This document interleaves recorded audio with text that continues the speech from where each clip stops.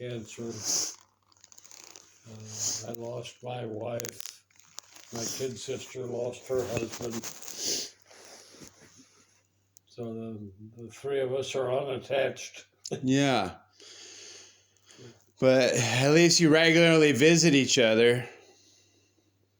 How many times this year have you seen How your? many times? How many times this year have you seen your sisters? I haven't seen Leona for probably three or 4 years. I see Claudia maybe twice a year. There's always a big dog show in Palm Springs, and Leona goes? Leona comes out with a couple of dogs and stays with Claudia and shows the dogs. So I usually go down there. Dog show's canceled this year. Oh. But Leona and Laura are going to come out anyhow and spend some time with Claudia. And they're going to come up here for a couple of days in early January. They like to get away from the snow. Yeah. Yeah, that's prime snowing time there in January. Yeah, it gets pretty deep probably. The roads are probably impassable. That's fairly rare. Usually it's 1 to 2 inches at a time. Oh. They do a good job keeping the roads clear. And Leona always stocks up on food so she can... Doesn't have to leave too much. So she doesn't have to go out very often. And Laura has been really good to her. She comes around 6 days a week and helps with the dogs and does some house cleaning and takes care of paying the bills and that sort of thing. Good. And her oldest daughter comes around once a week and helps out. Good.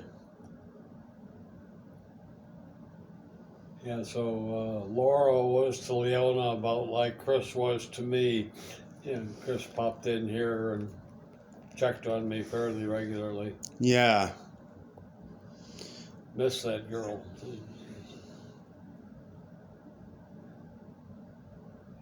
She was a tough one to raise during her teenage years, but turned out okay. Strong, confident personality. Yeah. Unbreakable personality. Yeah, when she was, 15 and 16, she was sure that she knew more about the world than we did. And, would tell us how to behave. Would tell us how to behave. I think she was probably a senior in high school. And she came to me and said, "I've got to move out. I just can't stand it here anymore.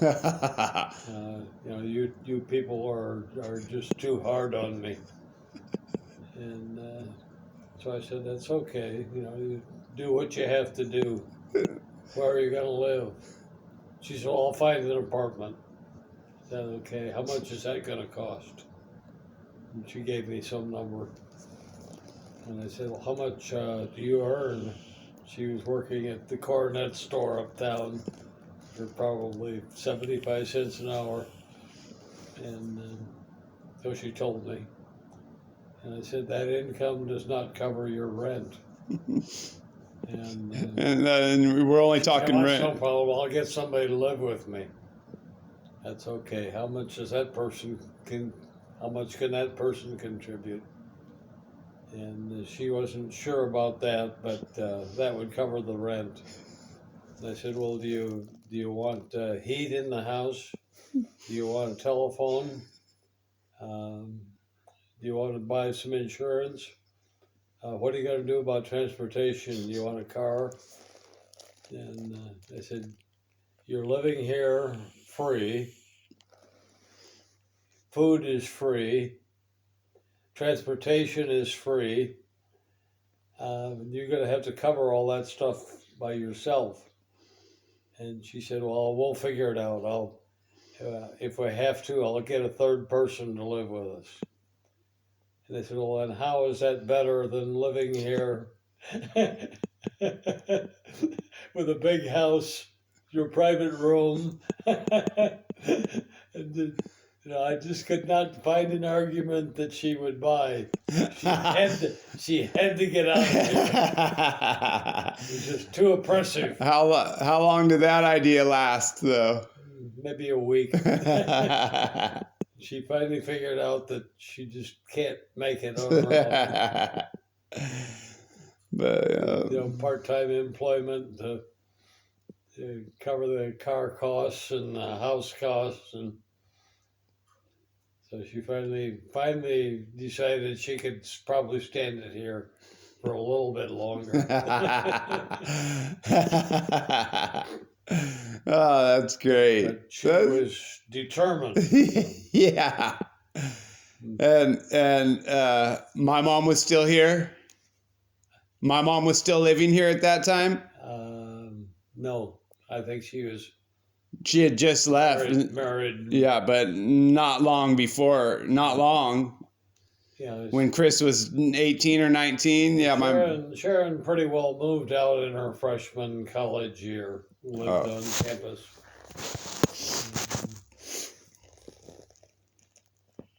So, Chris really was one of three people in this good-sized house, and everything was free. And she just could not stand it. We were just way too oppressive. Oh, gosh. That's great. But once she got an idea, she hung on to it. Maybe it's not so bad, yeah, now that I understand the alternative.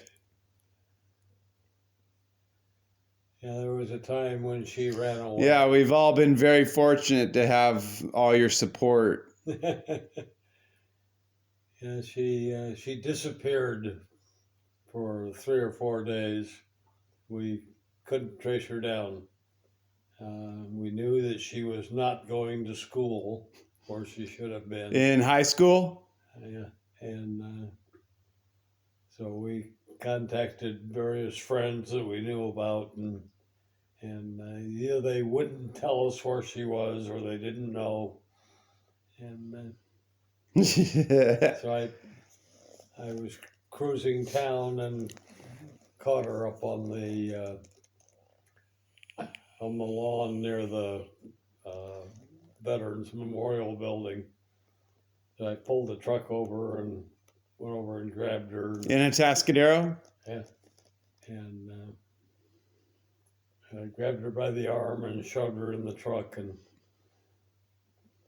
said something about, I don't care what you think about me. I know you don't like me, but that's not important. But you're hurting your mother, and I will not put up with that. You're going to go home and you're going to behave. And apparently that really impressed her. Good. Great. No, that's awesome. No, I love hearing that. That's great. She was humiliated that I would grab her out of a group of friends and force her into the truck. But you hit the nerve with the mom. Humiliating. But you hit the nerve with the mom, which it should have. That's great. Yeah, it said you are not going to hurt the woman I love. Yeah. I'm just not going to put up with that. Great. That impressed her. She came home? Yeah, she came home. And she stayed? And she stayed?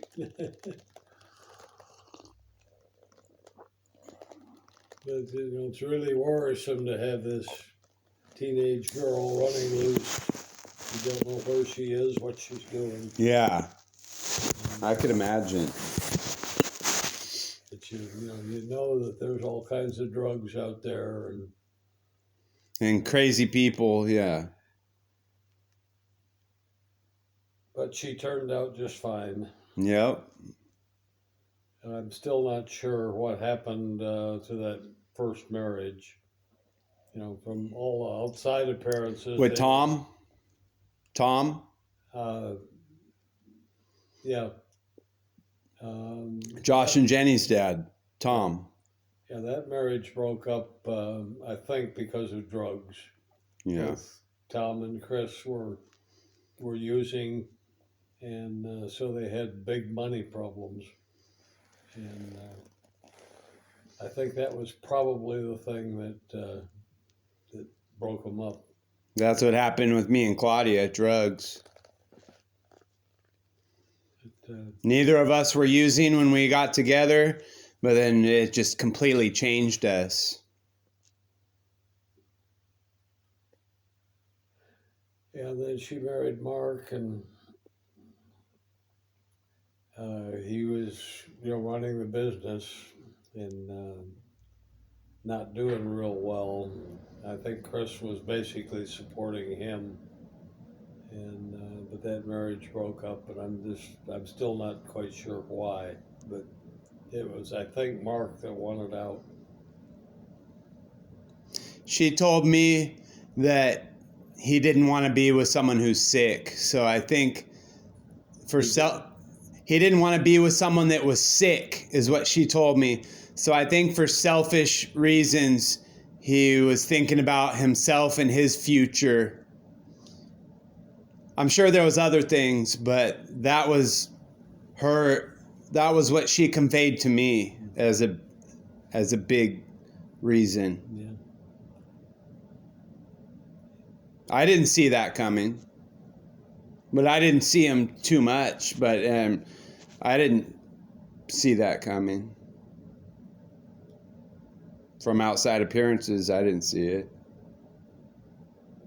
Yeah, when we would see them, together at their house or here, they seemed to be getting along and doing okay, and then all of a sudden they're broken up.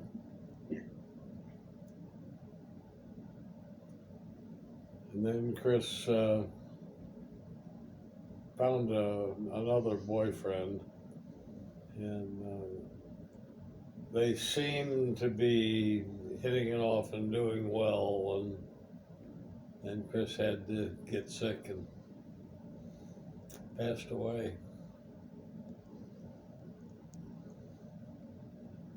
But he had been previously married and had, I think, 2 kids. And adult children? Yeah, the kids were adults, and he was is a county park ranger. Oh, cool. And so he'd been in that job since he was like 18. And he was getting close to retirement age, and but they seemed to have a nice, stable relationship. And but she just got sick and couldn't throw it up, couldn't live through it.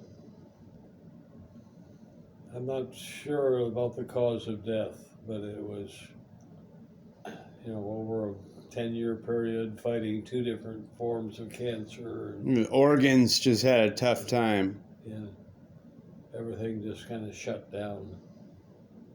But she worked steady, very few sick days through Friday. Her job didn't even know.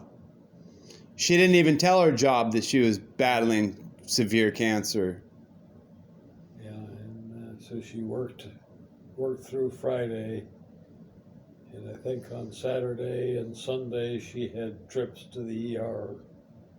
I think she had 3 trips in 2 days or something, and finally they just kept her in the hospital, and she just went downhill. Well, she worked a couple days before she passed? Yeah. Wow. Yeah, she worked a full day, I think, on Friday. And a couple-hour commute? Died on Monday, I think. And a couple hour commute? Each way, a couple hour commute? Couple of hours. Commute? No, she was living in just outside of Paso Robles. So, and working here at the Tascadero State Hospital. Oh, okay. Good. So that was like 15, 20 minutes Oh, okay. to work. Her previous job was an hour and a half commute, Yeah. one way. Yeah, she was up at Salinas Valley Yeah. Hospital. So she elected to work a double so that she could have an extra day off, and so she worked usually 4 days a week, and one of those days would be a double shift, and then that would give her 3 days off in a row.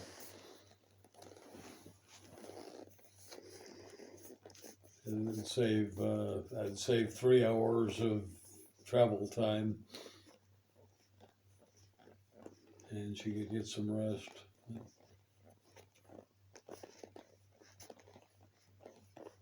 Yeah, I talked to Josh and I said, I don't think your mother's eating properly. And she puts in a work shift and doesn't feel good and comes home, and I don't think she eats right. So he picked up a bunch of one-person meals, and some for her and some for me. So